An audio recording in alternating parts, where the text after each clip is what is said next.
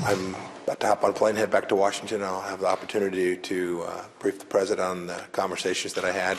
U.S. Secretary of State Mike Pompeo heading back home Thursday after meetings with Emirati and Saudi leaders and telling reporters the U.S. is building a coalition to deter Iran and find a peaceful resolution. After Saturday's attack on Saudi Arabia's oil facilities briefly cut production in half, jolting global energy markets. An attack Pompeo earlier called an act of war. I think it's abundantly clear there is an enormous consensus in the region that we know precisely who conducted these attacks was Iran.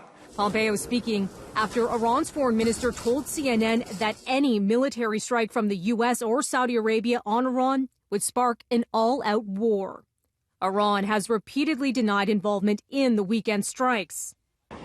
Yemen's Iran-aligned Houthi group claimed responsibility for the raids, but on Wednesday, Saudi Arabia displayed what it says are the remnants of Iranian drones and missiles used in the attack.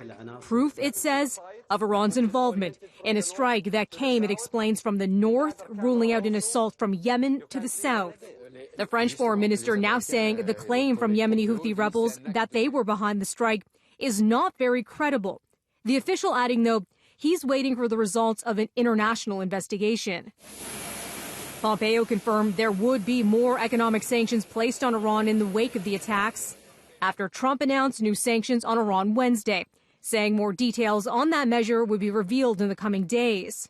Trump earlier tweeted the U.S. was locked and loaded to respond to the attacks depending on verification.